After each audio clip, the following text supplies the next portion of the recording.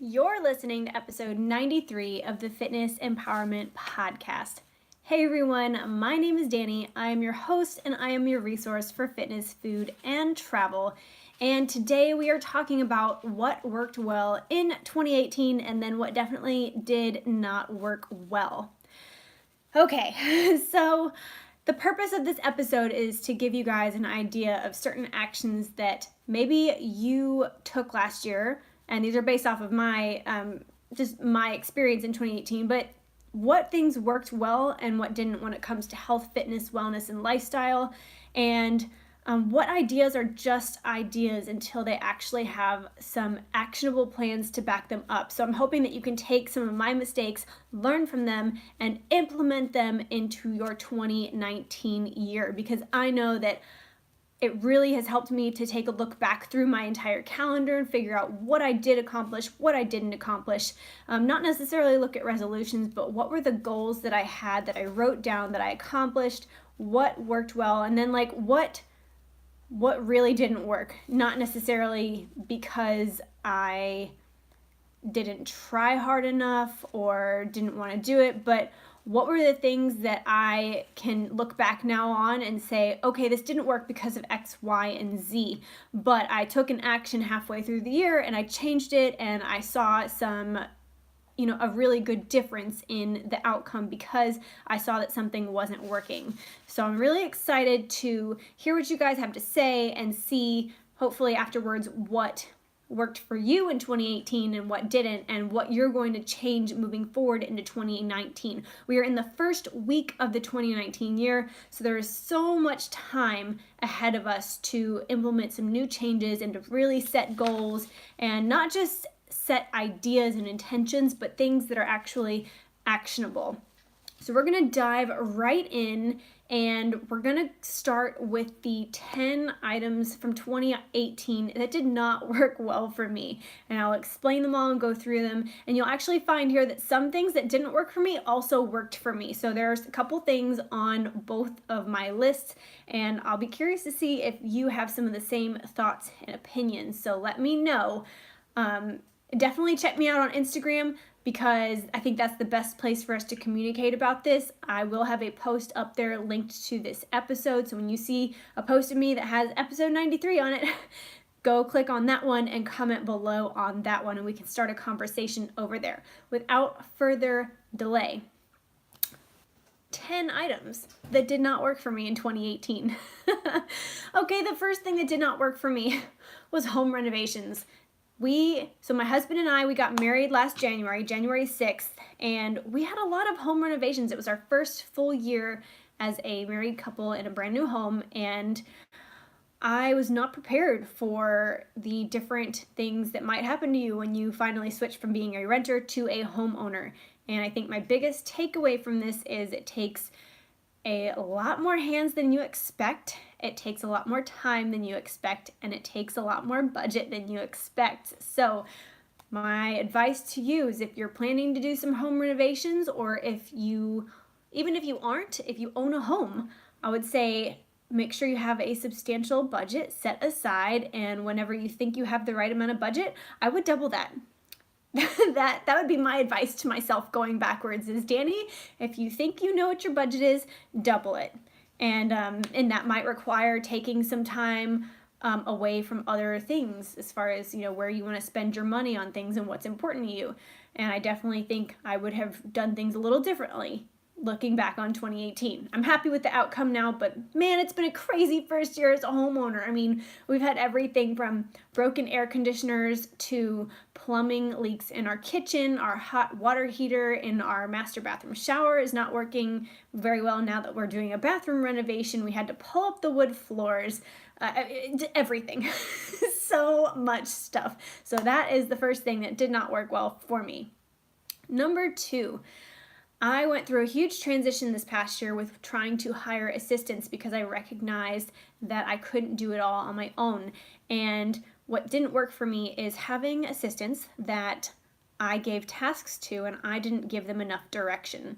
So for example, I had this huge goal to write this ebook, which thankfully I accomplished with their help. But I really didn't know how to work with an assistant. It was basically like word vomit towards them every week. It was like, hey, I'm doing all this. I need you guys to handle all these other things. But I didn't know how to help them do that work. I didn't have it planned out. I didn't have it structured. I just said, I need you to run with this. And that doesn't always work.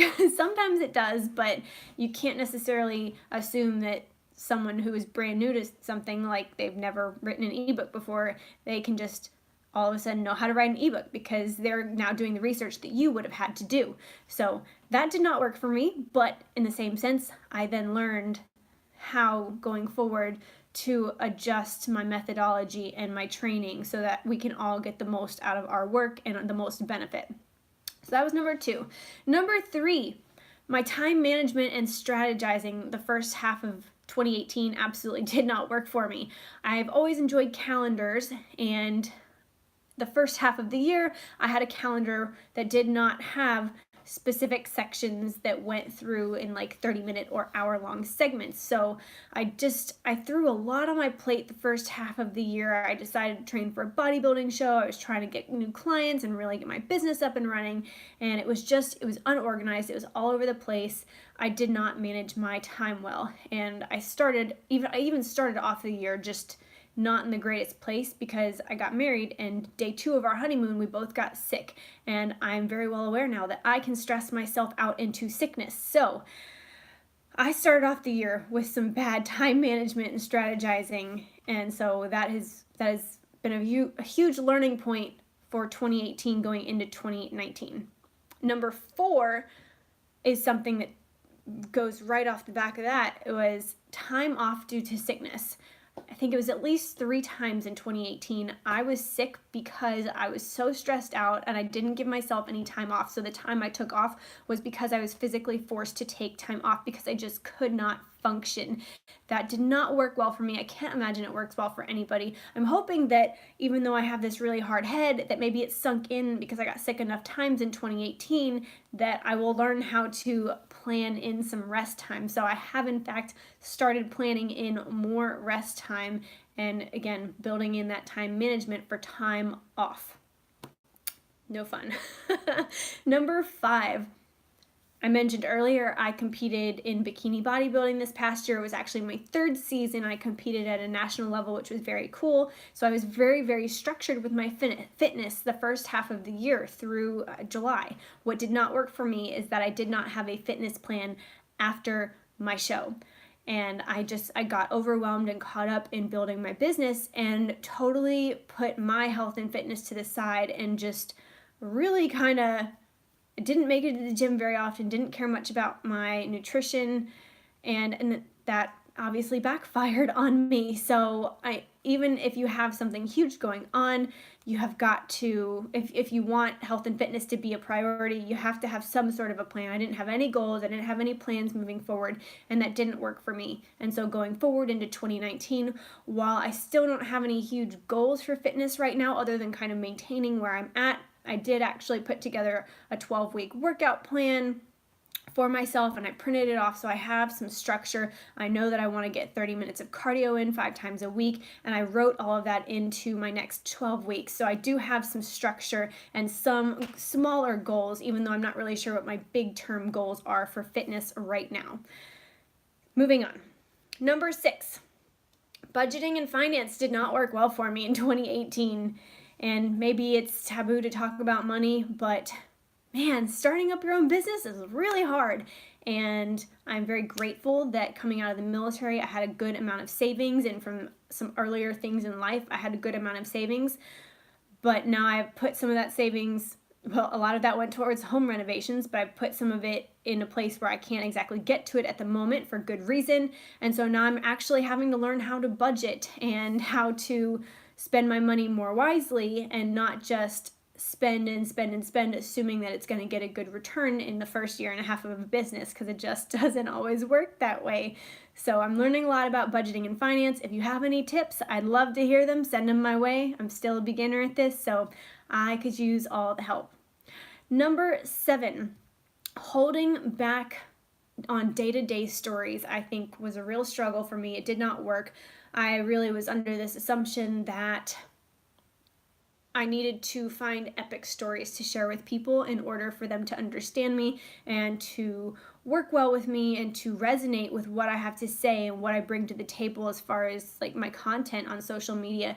And I know now that that is not the case, and people are going to resonate with me better when I share some of my day-to-day struggles. And so I'm really, in the past month, I'm working a lot more towards sharing just the small daily things that I go through instead of like the big monumental things that I've been through in my life, because not everybody can relate. Most people can't relate to the monumental things that I've gone through, but the day-to-day struggles, we're all working through those on a day-to-day basis. So that's where I'm going moving forward from there.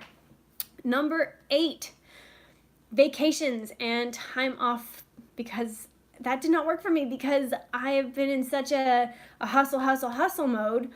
I've somehow incorporated work into almost every kind of planned vacation that I had this past year.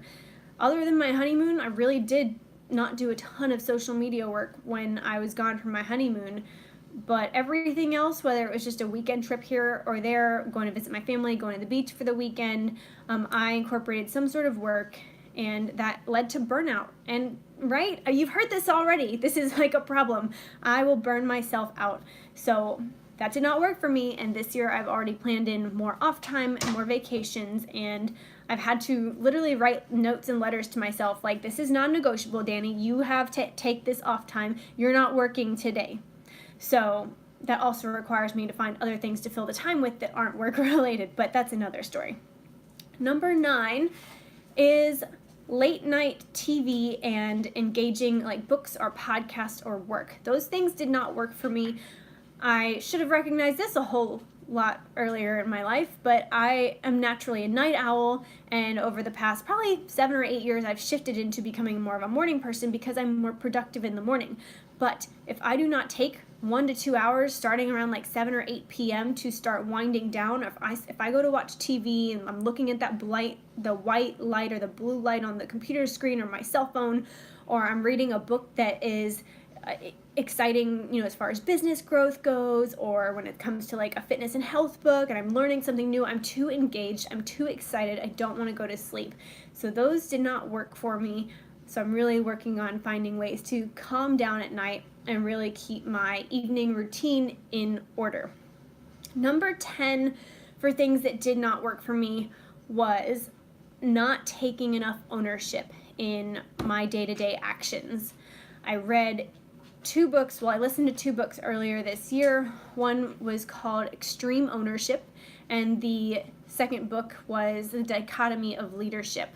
And both of those really talk about how to take ownership of every situation in your life, whether you're the leader or the follower. And I really recognized that I wasn't taking enough ownership for things that weren't working out for me in my business and with my clients and things like that. And so I had to really kind of knock myself back down and say, hey, if they're not getting the concept, if somebody's not doing the work you think they're supposed to do, what did you do wrong? Like, what did you not give them? Did you not give them the right tools? Did you not prepare them properly? Did you not explain it right? Where's the disconnect? And figure out what they're missing versus just saying, oh, I gave them all the right information and they just didn't do it right. So that is something I'm working on. It was a really great wake-up call. Those were awesome books. Highly, highly recommend if you haven't heard of them or read them as of yet. Transitioning into the happier section, right? We're going to move on into 10 items from 2018 that really worked for me and things that I want to continue in 2019.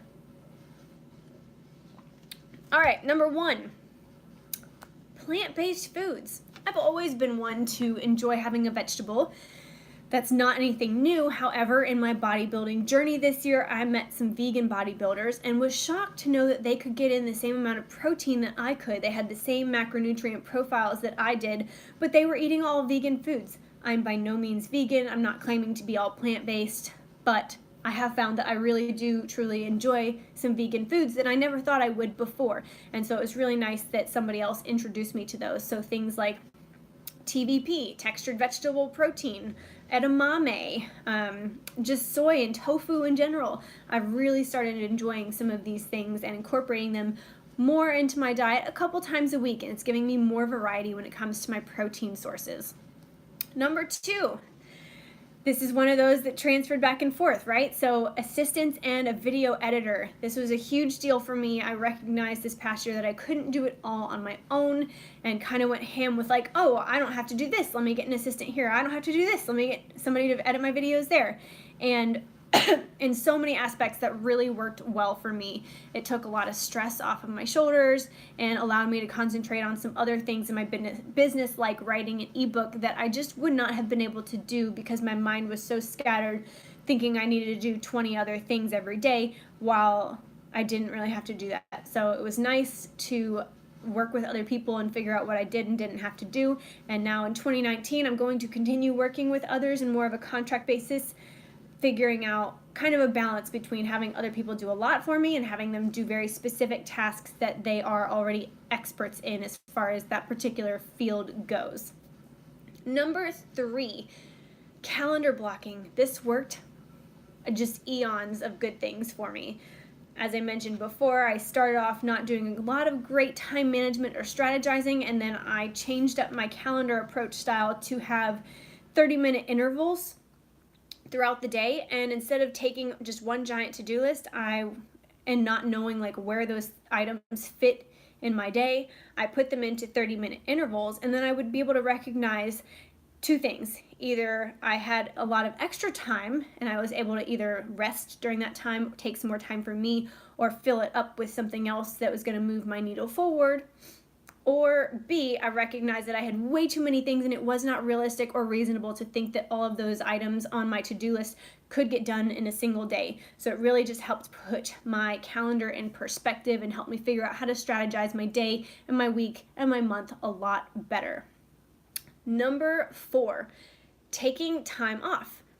While it didn't work to take time off because I was sick, it did work to take time off intentionally and with a purpose. So that is something I'm moving forward with in 2019. I took the first week off of YouTube and podcasting in 2019 to help plan out my next 12 weeks. I'm trying out a new thing this year by planning out 12 weeks at a time. It's called my 12-week year, and I'm really going to push to get a bunch of specific goals and things done at the end of 12 weeks instead of just planning out goals for the entire 12 months. And I'm excited about that. And at the end of the 12 weeks, I have planned to have a whole week off to kind of recuperate and then plan out the next 12 weeks. So we're going to see how that goes. I will keep you all posted on that, but I'm excited. Number 5, this worked so well for me, setting boundaries and turning notifications off.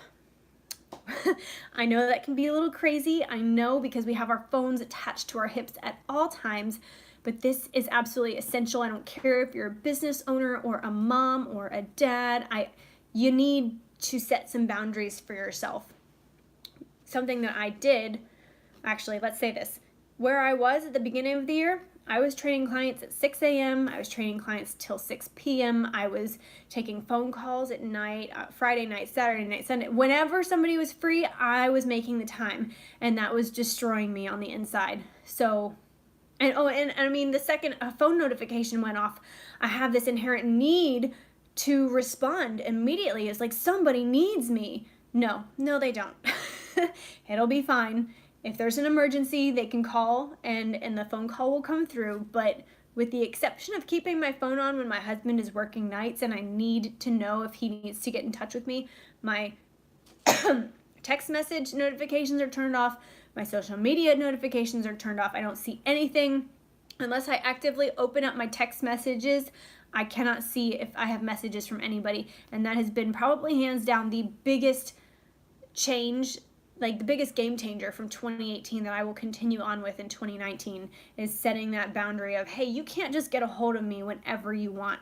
I have hours that I will work, I have days that I will work, and I have certain ways that you can get in touch with me. And if we really need to have a conversation, we're going to set up a time. You know, you can reach me through email or text message or direct message, but we're going to set up a time to meet, or it's not that urgent. So that has been hands down an amazing shift. Number 6, it used to be all about some high intensity interval training when it comes to cardio. And don't get me wrong, I think there's a time and place for it, but it worked out really well for me that my coach put me through a lot of low intensity, steady state cardio this year when it came to my bodybuilding training and continuing on. I've really enjoyed it. It's a lot less stressful. I've been able to kind of multitask and either watch YouTube videos or listen to podcasts while I'm on the treadmill or the bike or doing that low intensity, steady state training. And it really helped out with my physique. So while I did have to do cardio for a lengthier time period, it was not as intense, and so I recovered faster. So that worked out well. Number 7, organization and outlines. I have, like I said, I started off the year pretty scattered, but by making plans and taking more time at the beginning of a month or at the beginning of the year and really strategizing things out, so taking more time to plan things out on the front end makes it so much less stressful on the back end or on the day of something. So I kind of started to implement this when it came to working with my clients last fall. Instead of working, like figuring things out on a day-to-day basis or a week-to-week basis for their workouts and their schedules, I started planning them out a month in advance and sending it to them and then printing it out and then giving them a copy of it at the end of the month. And now this year I'm doing that for 12 weeks at a time and really planning that out in advance. And it is making things go by much more smoothly. I don't feel so hectic and stressed out trying to figure all the details out every single day. I just know that it's already planned out for the month. I don't have to worry about it because I've already done the work up front. And that's just one example. Number 8, having a word of the year was really, really awesome for me last year. So I'm doing it again this year. In 2018, my word of the year was breathe. And let me tell you, I found a lot of opportunities where I needed to focus on that word. So I don't know if I manifested the need to breathe and be, really patient and stay calm more often or not. But if that was the case, it was a great word, and I did find that I focused a lot on my breath in 2018 because instead of having all these different crazy goals, I was like, I need to breathe. If I focus on breath, everything else is going to come together and it's going to be fine. So my word of the year for 2019 is ask. And it is ask because I've recognized that while I'm really great at taking action, I'm really great at starting projects and doing things, I'm really bad at asking for help, and I'm really bad at asking for help from the right people. So my goal for this year, my word for this year, and the thing I want to just keep in my head is, Danye, don't be afraid to ask for help. Don't be afraid to ask the questions you don't understand the answers to. And if you're searching and you can't find the right thing, then go to somebody who is an expert in that industry and ask the question. So learning how to ask and not being afraid to take a chance and ask for help from other people is kind of where I'm getting at for 2019. Okay, number 9 is cryotherapy. This worked out really well for me in 2018, and I'm continuing it on in 2019. Cryotherapy is a really, really, really cold chamber that you go and stand in. So a full body cryotherapy session, you go and stand in a chamber for 3 minutes. I promise you can do anything for 3 minutes. Yes, I do know people who do not want to stand in a freezing cold chamber for 3 minutes, but it is the fastest form of therapy I have found, and for me, it helps take away my anxiety, it helps bring down my stress levels, and it helps me sleep better. And because I am naturally a night owl and I like to stay up late and just think about things, it helps me calm down at night so that I can get better sleep throughout the week. So that has been the biggest game changer for me as far as finding some sort of a therapy that's really relaxing that helps me sleep better. And it's really not that expensive when it comes to, I think the place that I go to Chill and Heal, and that's in Shreveport, Louisiana. I know there's a bunch of other locations around the U.S. that you can go to. The one I go to is $99 a month for 2 sessions a week. It's essentially 8 sessions a month, and you can go whenever you want.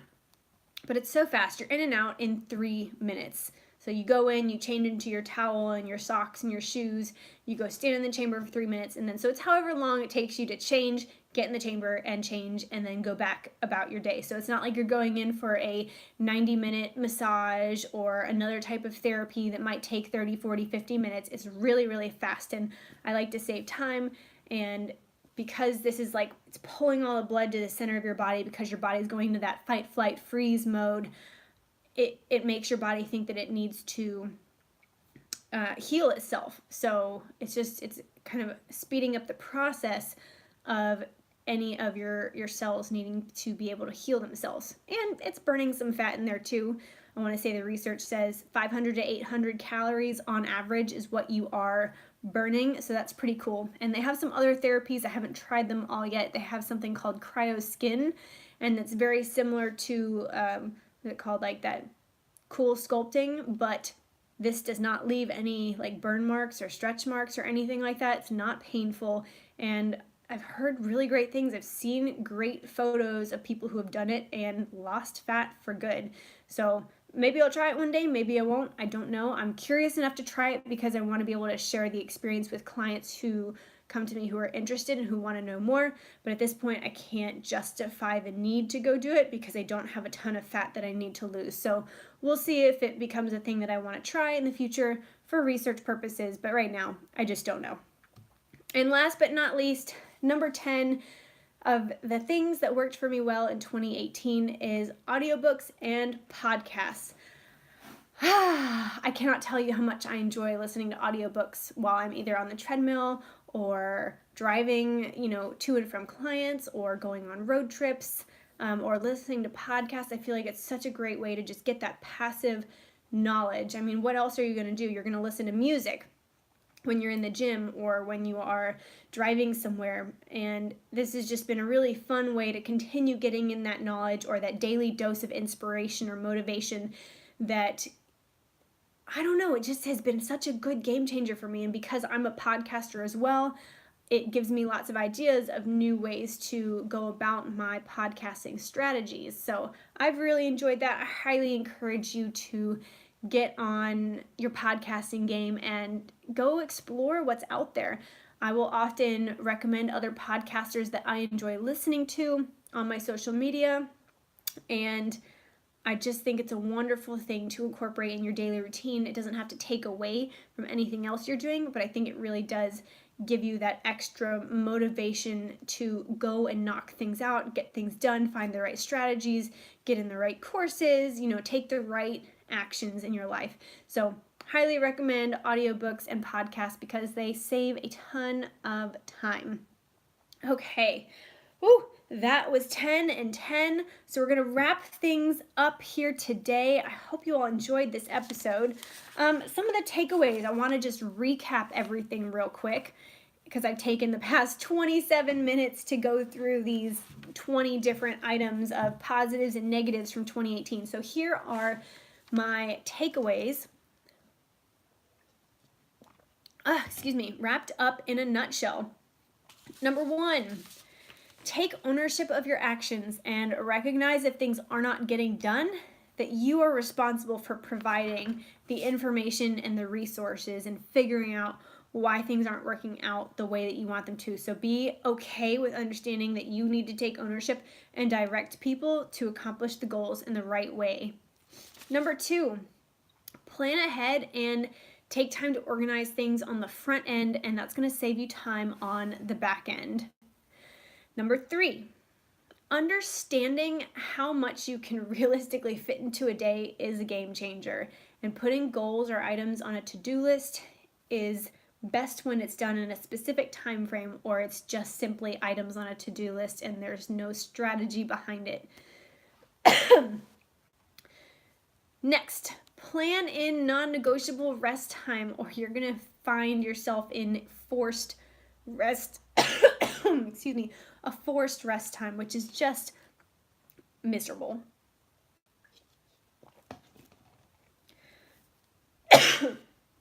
5, try new things like different foods or different types of therapy, and you might just find that these are life-changing for you, aka if they help you get a good night's sleep, then the rest of your day is going to go really, really well. Number 6, set boundaries for yourself, and while it might feel weird for others at first, they're going to come to respect you and your boundaries, making you more effective and efficient in your life, and you're going to be able to enjoy your time a lot more. Not to mention, you'll probably not get sick so often. All right. That is a wrap for today, everyone. Thank you so much for listening. I would love to hear your thoughts and feedback on this episode. So head over to Instagram at Danye Phillips and find the episode that says episode 93, or find the post that says episode 93 and comment below. Let me know your thoughts. What worked well for you in 2018 and what did not work well for you in 2018? What are you going to carry forward into 2019 and how can that help everybody else out there? Again, that's a wrap. I love you guys. Thank you so much for taking the time out of your day to listen to this podcast. I know you might be at the gym doing cardio, or maybe you're driving in the car, and I know time is valuable and it's something you don't get back. So thank you so much for being here with me today. I can't wait to talk to you in the next episode, and I have some awesome interviews lined up over the next few weeks. So as soon as those are confirmed and recorded, I will post about them and let you know what to expect in the near future. Until next time, have an amazing day and go focus on your fitness, food, and your travel. And I'm excited to help you guys out as much as possible on your 2019 journey. Thanks so much.